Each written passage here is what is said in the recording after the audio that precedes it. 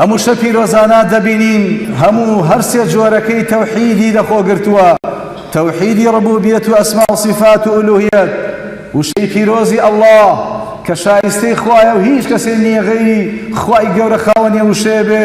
بەڕاستی هەموو تەوحیدی ئولوهیەتەوەدایە کە ئەو پەرزەلیلی بەندە و خۆشەویستی بەندە و ملکەسبوونی بەندە بۆ خودایەکی باڵا دەستەکە ئەڵڵایە تەبارەکە و تەعالە، و ئیسپاتکردنی دوو سیفەتی خوای گەورەی تایە کە قووەتە و کە یارمەتیدانی موسڵمانانە بۆ لادان لە شەڕ و زەرەر و خراپە، و هەروەها ڕبوبیەتەکەشی بەوەیە کە خاوەنی هەر خێر و شەڕەکە هەر هەمووی الله الواحد القهار تبارك وتعالى.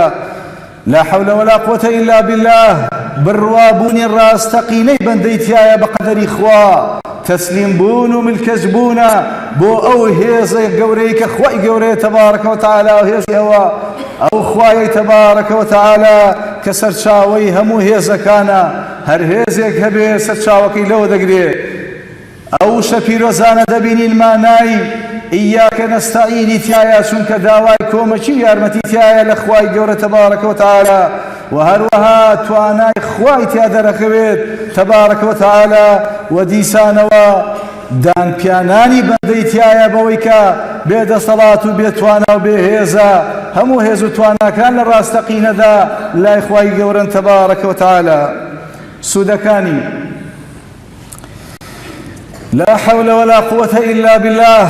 يشيك لقنجينا برسامان بها بابنكاني بهشتي برين لجير عرشي خواي قوريا تبارك وتعالى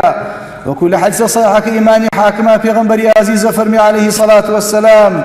ألا أدلك على كلمة من تحت العرش من كنز الجنة آية وشيك تفيركم لجير عرشي خدا وهاتو يشيك لقنجينا كاني بهشتي برين وتيان شيعي في غنبري خوا فرمي لا حول ولا قوة إلا بالله بلفظك ترهاتو ألا أدلك على كلمة هي كنز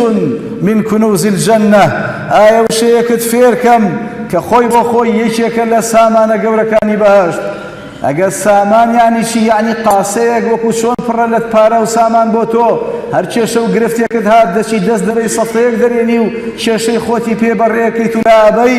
کەواتە لابردنی هەموو کێشەکانی تۆ گەنجینەی ڕاستەقینەی تۆ لە دنیا و قیامەتا هیچێک لەوانە چییە لا حول ولا قوة إلا بالله لا حول ولا قوة إلا بالله تسليم بون وملكز بوني تيايا بو بند بو خواي خوي تبارك وتعالى هركات بندوتي لا حول ولا قوة إلا بالله خواي قولة تبارك وتعالى فرمي أسلم عبدي واستسلم بند كم سلامت بو مسلمان بو ملكز بو والرازية بو شيك لدمي بندك وهاتو تدار